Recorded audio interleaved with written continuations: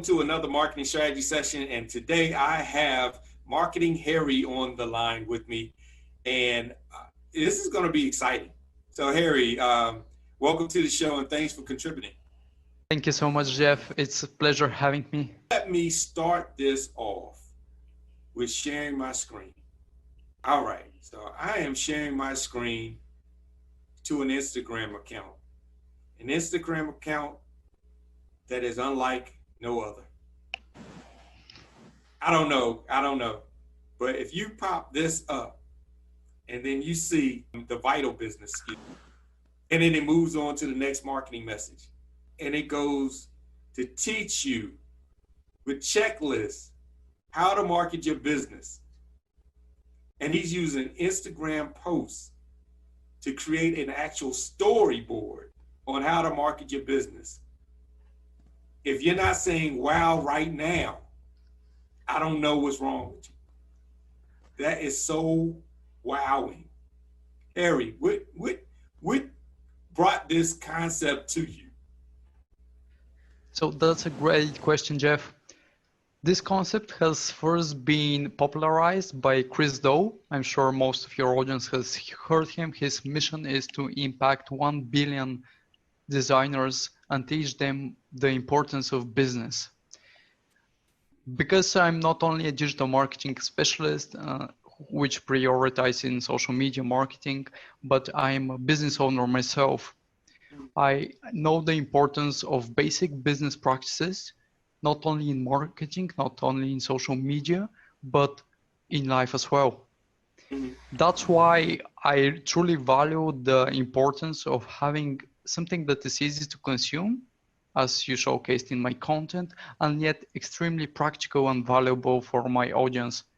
In fact, I think this is the one key insight that has allowed me to grow this Instagram account to more than 5,500 followers in less than 45 days. Wow. And you know, the interesting thing about it, at first glance, it's like the images that you use, the actual message, how to talk to clients, and you click it and you see a great image. All right. So you have the message, how to talk to clients. And the first thing I looked at, I was like, oh, great graphic, great font. I looked at that aspect. But then I dove into it a little more and I messed around and clicked the arrow. And I'm like, wow, another message. So I read it. Then another one. And I started realizing you are literally taking me down an actual marketing path, an actual consult where you're teaching me through images. The images are catching my attention, but the words, the marketing message is there. And then you summarize it at the end. And even to make it even better, I noticed on your post, even at the bottom, where you have your tagline and you have an actual replica of call to action, like, share, comment at the bottom. And I was like, this is well thought out. I mean, more than just what most of us are doing with just posting a couple of pictures up, maybe shooting a video or two, and it's more for, I would say, social vanity than it is for actually delivering value and delivering a message in a way that's retainable. Exactly.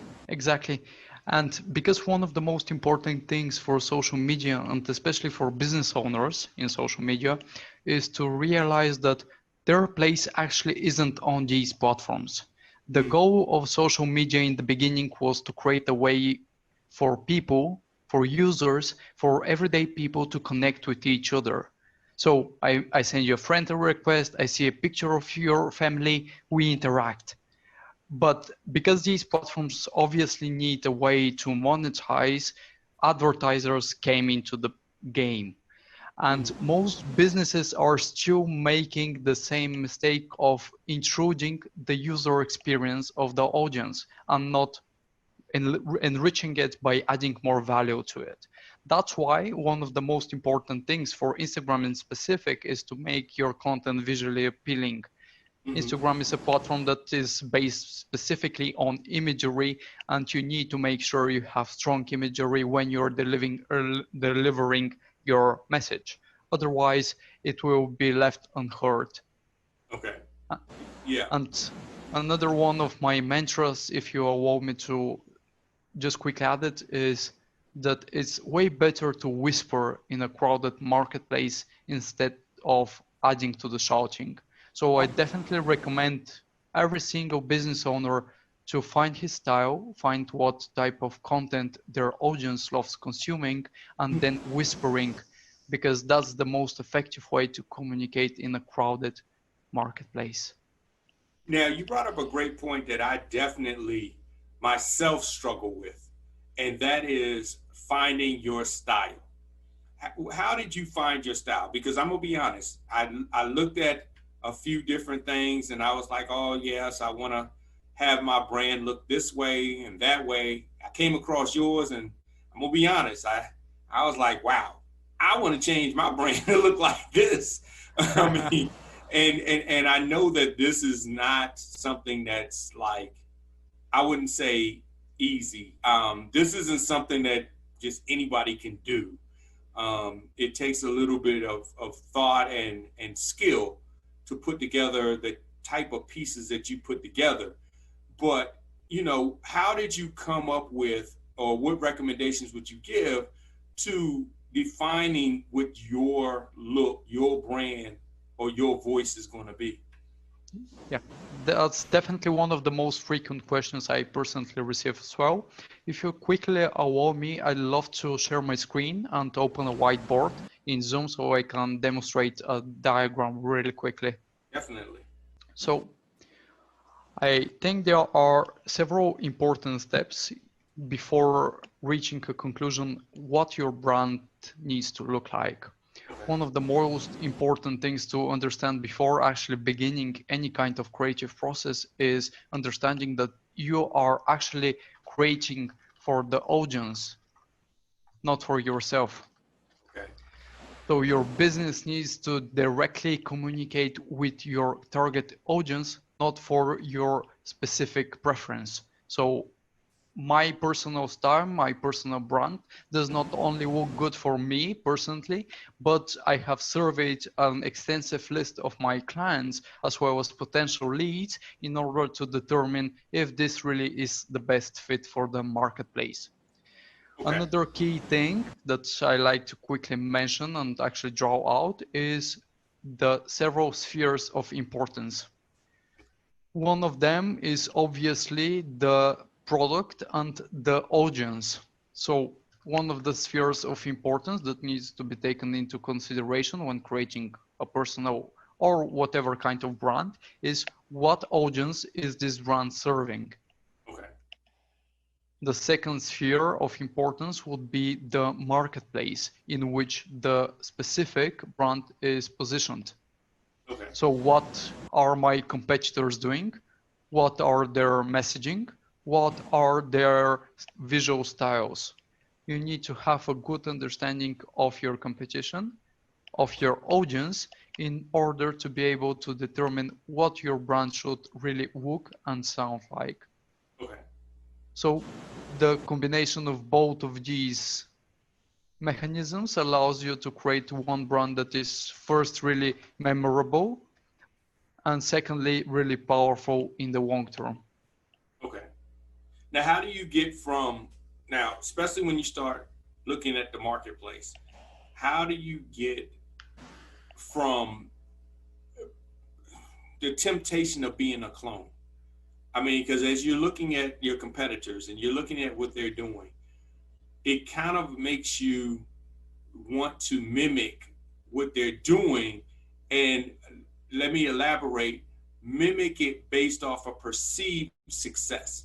So Yeah. we may say, well, this person is doing great, but we don't know that they have a massive email list. And the reason they're getting the amount of shares and likes and so forth is because they're in their ecosystem. They have other things contributing to that and not just their social posts. So how do you get out of, like, I'll name some well-known names. You have Gary Vee, you have Grant Cardone, you have these guys that have big success in the marketing field in our marketplace, but they have other factors in play as well that contributes to the amount of success they have in certain platforms. Well, obviously, as you mentioned, Jeff, this is a psychological factor that a lot of us actually possess. We love comparing ourselves to others. We have $5, but if our neighbor has 6, we would be miserable, even if these $5 are extremely valuable. One of the most important things, as you mentioned, is understanding the factors that form the success of a single person in social media. I'd pretty much summarize social media in two main ways.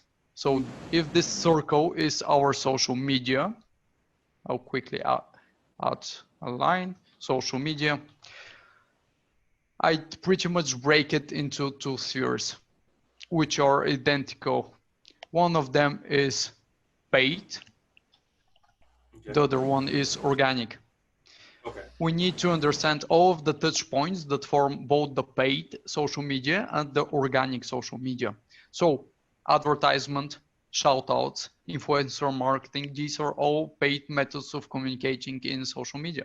Okay. Whilst the organic ones can be, for example, in Instagram, Explorer page, hashtags, content that gets viral and gets featured in other pages. These are all organic ways of communicating in social media. So both of these form the social media sphere that we are aware of. And in order to first be able to have a brand that is easily communicatable in social media, and secondly, not fall victim to the comparison bias, we need to be aware of both of these touch points. Okay. Okay. Another thing that I'd like to bring up to just round up the question and leave a strong memory is, if we want to succeed and be so I would like to start again. If we'd like to reach success in branding and in marketing in general, we need to be top of mind for our audience. Yes. So everyone in its own mind has a list of brands that they associate with a given category. For example, when we think of toilet paper, we immediately list in our mind, subconsciously or consciously, several brands. Usually the top 3 brands are the most powerful ones. Mm-hmm. The goal of any marketing expert, both traditionally and digitally, should be to position their brand top of mind. So they should be the first to come up when a user thinks of a given category. Yeah. In order to achieve the top of mind status, we need to be unique. We need to be different. And there is another marketing concept that I'd like to quickly bring up. Okay. So that's the bell curve. Okay. That's basically this.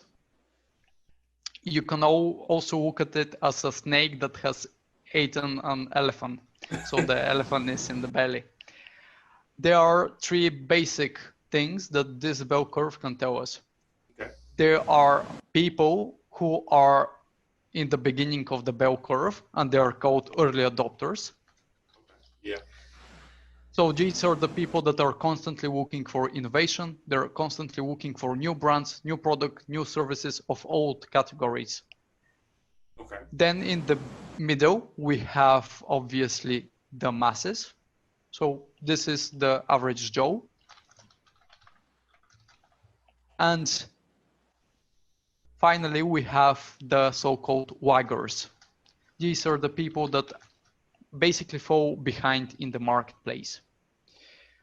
Every single stage of the bell curve, obviously new categories start the bell curve from the beginning, old categories are somewhere in the end.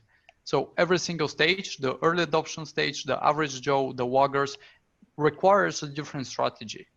The main thing is to realize in which stage your current niche is and act accordingly. If I want to position myself as the next social media guru that spreads knowledge similarly to Gary V, I'd probably have an entirely different strategy than the one that Gary V has in order to be unique enough for the marketplace, in order to be contradictory.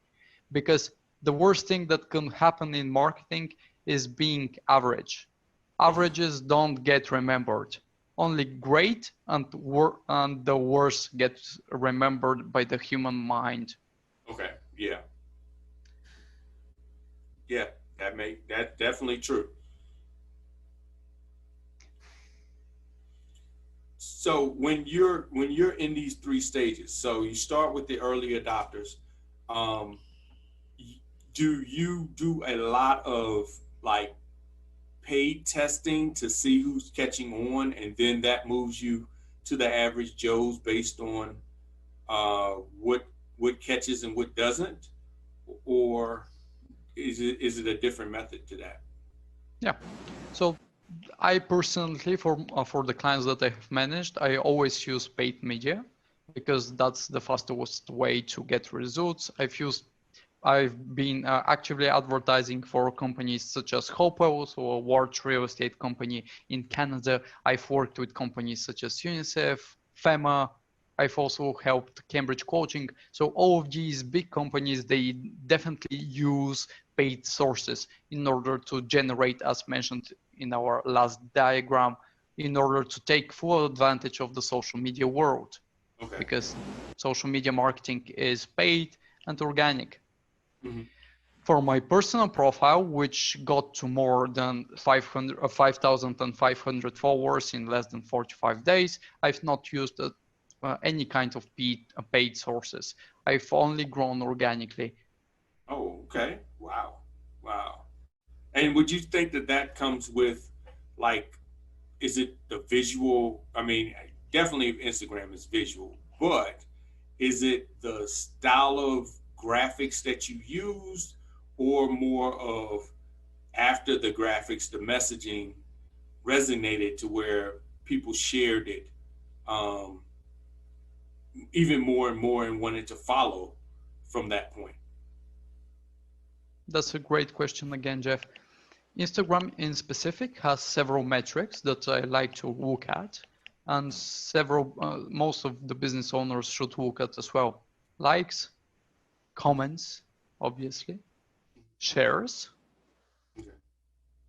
Apologize my drawing, not an artist, and saves. These are the metrics that you as a creator can actively monitor, as well as reach and impressions. But these are the engagement metrics. People have to take action in order to generate them. Mm-hmm. Currently, Instagram is trying to get rid of likes. Mm-hmm. Only some European countries have them still active. So this means that a person cannot be influenced by social proof, which basically means that people flock to things that others like. If I like a specific kind of brand, people are most likely to like that specific brand as well. Mm-hmm. This is social proof. In order to get rid of it, and because likes are considered a kind of vanity metrics, so a lot of people can manipulate them with paid sources such as advertising, which is completely legal, but also with some kind of black hat sources like engagement groups and paid bot followers. Likes are getting removed, which leaves comments, shares, and saves. Okay. And in my opinion, the thing that has allowed me to grow the most is focusing on the right metrics. For me, the right metrics are saves, comments, and saves. Okay. The shares basically tells you, is your content good enough for people to want to share it with their own followers? Okay. You want to portray yourself in a given fashion, in a given way, in front of your audience. So you share only stuff that brings value to you and helps your persona. This is called social currency. Okay. I only share things that will make me look educated, that will make me look inspiring, that will make me look like I'm having a good time.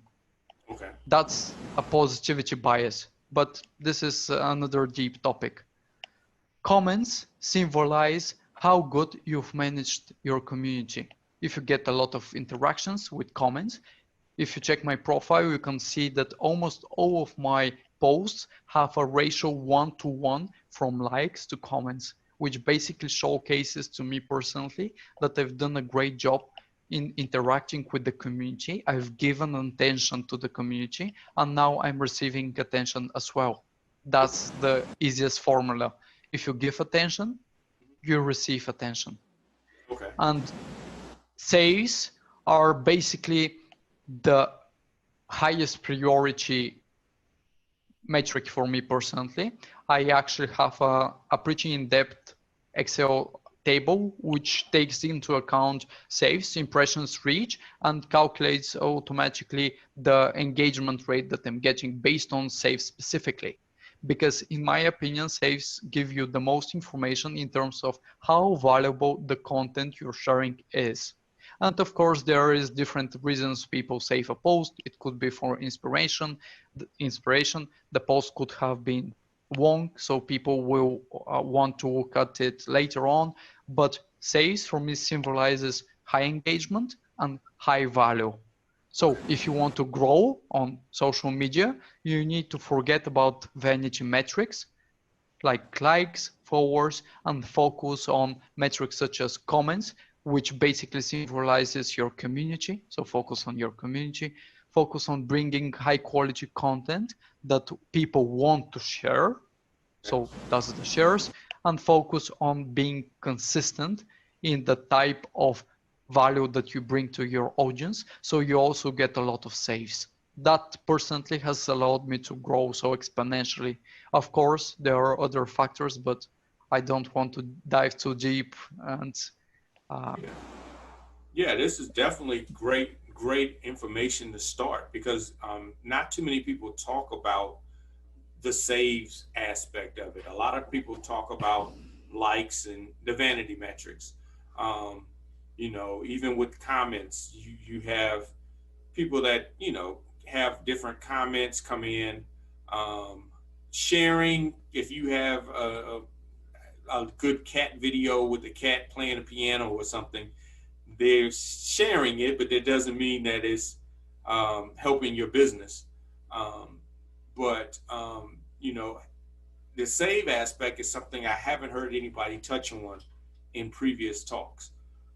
That's something that I don't think a lot of people even focus on when looking at marketing their social accounts.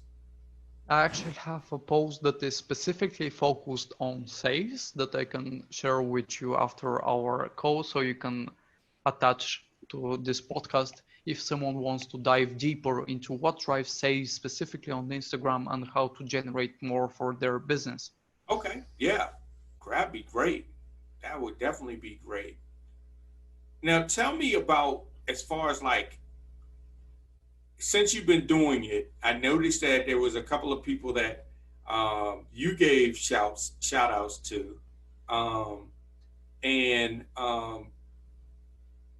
dealing with influencers and pretty much leveraging other influencers to help cross promote brands, things of that nature. How important is that, and how do you typically approach it? Yeah.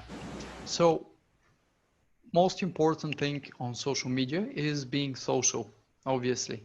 It doesn't matter if you're a personal brand, it doesn't matter if you're an organization or you're a small business. You have, as mentioned previously, to give attention in order to receive attention. I personally have shouted out only 2 creators in my journey so far, and these are creators that have touched me specifically um, in areas that I believe they are exceptional at. One Okay. of them is a phenomenal designer, which honestly is so much better than I ever will be. And the other one is a phenomenal storyteller that manages to capture the attention in such a way and tell you a story in such a captivating way that you're left hungry for more. And honestly, this is the best kind of content marketing. Okay. Yeah, I remember the one. Now, as far as the graphics, wow, if he's better than what you've shown. I'm anxious to see what he has. I know there was one. I think it was named Branding Bob. Was it Branding There is a branding Sam. We Branding? collaborated. Yeah, we actually collaborated together. It was a phenomenal collaboration because he's such a specialist in his area of expertise, branding. So Yeah. he's definitely a creator that is worth checking out. Yes. And I'm sorry, Branding Sam. I wasn't looking at the post at the time, but I did catch it was branding. I was like, oh, Marketing Harry and Branding Sam. So that is definitely great. But I've seen that you've worked with your content pieces have been well thought out. I mean, not like I said, not just the traditional just photo or photo with a one line caption. It's been an actual journey. I mean, you literally go from one photo to the next, and you go through a journey that tells the story and offers a resource. I was very impressed with the checklist that you're looking at, and you're saying, "Oh, okay. So if I want to increase my followership, here's a checklist. Let me look at it." And that goes back to what you were talking about with the valuable content and the save. That's something I would definitely save to look at ongoing, just in case you might take it down one day. Exactly, exactly. And something that is extremely specific to what you're noticing is actually the model that I'm using on which to base all of my content on. It doesn't matter if you're trying to create carousels, it doesn't matter if you're trying to create video content. Mhm. This is a pretty well-known principle, but taken to social media marketing, it's increasingly powerful. It's called IDA. I'm sure most of your audience has heard it, but it basically means attention, interest, detail, and action. So every single post of mine uses the ADA model, and if I can start drawing once again, every single slide is basically a part of the model. Mm-hmm. I try to base them based on consumer sentiment. So basically, the more the audience engages, the higher the likelihood that they are going to stay engaged. Is a person that only reads my headline and passes on won't read a 10 page checklist. That's why I always try to start with low engagement and build interest before I get into details and I ask for action. I hope this makes sense. Yes. So my first slides are based on attention. So A, captivating the attention with a headline that follows basic and well-known structures such as how to, steal, strategy, my process. These are all power words that capture the attention of the audience. Then I build interest. So based on the type of post that I'm doing, the interest slides could be variable from 2 to all the way to 6. Okay. And then I end up with details and action. Okay. This allows me to convert the attention that I have generated into interest. People want to know more, and then give them the juicy details that will simulate sharing and saving the post, and ending up with a strong call to action that will increase my engagement rate. Okay. As mentioned, it doesn't matter if this is going to be implemented in carousels or in video content. What matters is understanding the customer journey. You need to capture the attention, you need to build interest, you need to dive into details, and you need to have a strong call to action. As mentioned, you can create videos with this, you can create copy with this, you can base your whole social media strategy around this, and it will work. Makes sense. Definitely makes sense. And it's an age-old marketing method that still works. So even though, it's different as far as mediums that we use, it's still the same principle from back in primitive advertisement. So in marketing. So that is great. Now, when it comes to preparing this content, this type of content,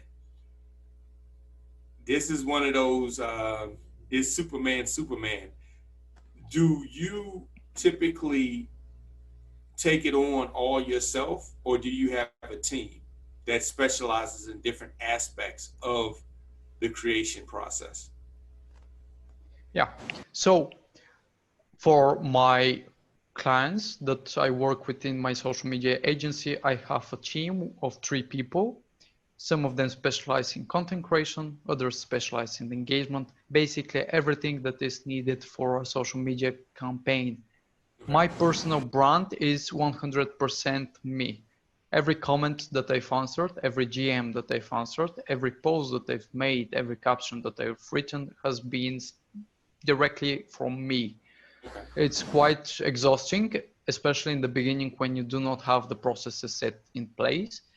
But currently I've managed to bring everything down to a couple of hours, which manages me to give me basically the freedom that I need to operate multiple businesses, also study, and of course, develop my personal brand. Okay. Okay. And so you actually slot out time specifically for this, um, and you work it into your daily routine. Do you take the day-to-day approach, or more of a batch model to say I'll put out X amount of content over this amount of days, so I need to create, let's say, 10 posts for the month, and I'll create these 10 posts in one day and then be done with it, or it's day to day? And then the second question on that would be frequency. How much is enough and how much is too much when it comes to social media? Yeah. So in terms of the approach, actually Dave Tallis, the Instagram doctor, as they call him, did a post on this recently. I'm not sure if I will do such a good job of explaining it as he did, but there are benefits and negative aspects to both approaches. I personally like to optimize my workflow, which means batching up my work. So batching up the copywriting of a single post, batching up the picture selection of a single post, scheduling the ideas of a single post. So these are all processes that go into place when I'm creating my social media content, and I love to batch them up. But I love to combine it with the day-to-day approach in order to keep myself attached, emotionally attached to the given piece. Because if you create 10 social media posts and schedule them for the whole month, then you're not as emotionally attached to the given piece that is posted on Friday in the 3rd week of the month as if you created it today and posted it today. That way, your brain can form a connection between what you have done, so basically what type of content you've put, when you've scheduled it, and the results you've gotten. So it goes back to being social. Yeah, it goes back to being social, and it goes back to basic human psychology. How does our brain work? Because this is another post that I'm creating actually for tomorrow. And one of the insights in it is that social media is actually a lot more about sociology and psychology than it is about technology.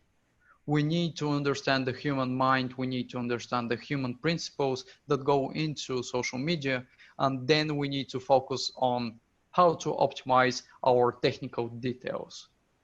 Okay.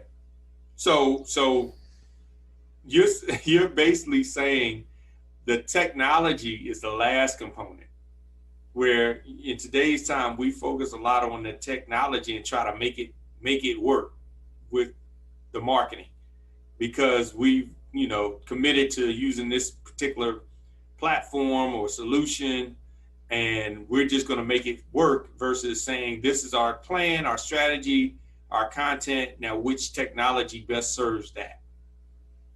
Yeah, just as you highlighted, I take the completely opposite approach. Most people focus on technology and then they figure out the human aspect. I know that people will be the same on different platforms. People will want valuable content. People will need to we need to capture the attention of the people. It doesn't matter on which platform. Yes, there are some specifics that change. For example, TikTok requires a whole different type of content than on LinkedIn. But Yeah. if you understand the human principles and the psychology behind our actions, then everything gets streamlined and you can figure out the specifics of every single platform. There is actually a pretty good analogy that I like to give, that social media platforms are like languages. They are different, they have different dialects, but the basic structure of the language is the same. They have sentences, so basically posts, content. Mm-hmm. They have words, so engagement, because social media is about being social. And the way you speak a given language is the same. You use your mouth in most cases. Of course, there is sign language and so on, but you speak, you use sentences, and you use words. Every social media is different language or a different dialect, because some social medias are pretty much the same, like Snapchat, for example, has a lot of similarities with TikTok. Yeah. But we need to learn what are the basic structures of a given language and then think about the specifics of the language itself. Okay. That makes sense. That makes sense. So instead of chasing, I guess, the trending viral posts, um, you basically breaking it down to say, okay, this is the psychology of people, and based on that, these are the type posts that I'm going to post and how I look at interacting. Um, Versus, of course, somebody's doing a dance, so I'm going to start dancing in my next post, and somebody else is rapping or singing a song, so I need to rap or sing my version of social media um, to get those eyeballs and so forth. So that goes back to a lot of times what I like to talk with my clients about when building out marketing strategies is you have to first understand your audience, their needs, how you benefit, and then how you want to communicate that benefit versus I just want to be, like I always say, chasing Amazon. I just want to, they did this, I need to do this as well. Because it's a lot of factors you might not know about. So that's great information. Now you were talking about your team, and we're coming up on the hour. So um, tell us more about how people can contact your team, how they can work with you. What is a process with dealing with a social media agency, and of course, how they can get in contact with you if they need your services. Thank you for the ability to showcase my services, Jeff. The main thing with my agency, the difference from most is the fact that I operate strictly with wait lists. So I do not take every single client. I have specific niches in which I and my team excel in, which are info products and e-commerce. And honestly, currently I'm not looking for any client work at all. My Okay. goal with my Instagram account and my personal brand is to bring as much value from a place of abundance that I am in currently, and be able to bring some genuine relationships to the social media world. Because a theme that is reoccurring in our conversation today is that social media is about being social. And if you are a business that is struggling and is creating posts every day on social media from a place of scarcity, from a place that they need to get that client from that social media post, people will sniff you out. We are a great lie detectors. We've evolved to be lie detectors. And if you're not authentic, if you're not genuine, if you're not consistent with your brand, people will understand that. And your number one priority should be to understand your goals, understand your brand, understand your audience, and make sure you're as authentic to all of these elements as possible. So if I can take the time that you've given me for a shout out and use it as a most productive way, I'd say to anyone trying to develop a business to be patient, come from a place of abundance, not from scarcity, Okay. and serve others, because when you give, you receive. Yes, that's so true. That is so true. And I thank you so much for your contribution. This has taught me a lot. And I know that it's going to teach a lot of the viewers a lot, because it is coming from a different place. It's not coming from the traditional, I would say, jargons of social media. And this is how you get likes and these vanity metrics. And this is, you know, get your numbers up to this amount and so forth. It's saying, okay, if you're strategically approaching this, these are some factors that you want to put in mind. And here's some marketing mentalities and mindsets that you want to put into place that helps you develop better content, and to socialize, to actually build relationships with your audience, which in a lot of times, especially in business, we don't do. We don't build relationships with our audience because we're so busy, like you say, yelling in a crowded marketplace instead of just whispering. Exactly. So, well, everybody, thank you so much for attending. I would like to personally thank Marketing Harry for this abundance of information. And if you are interested in following him, definitely help him get his numbers up on Instagram with Marketing Harry is his handle. And look at some of those amazing posts that he has up.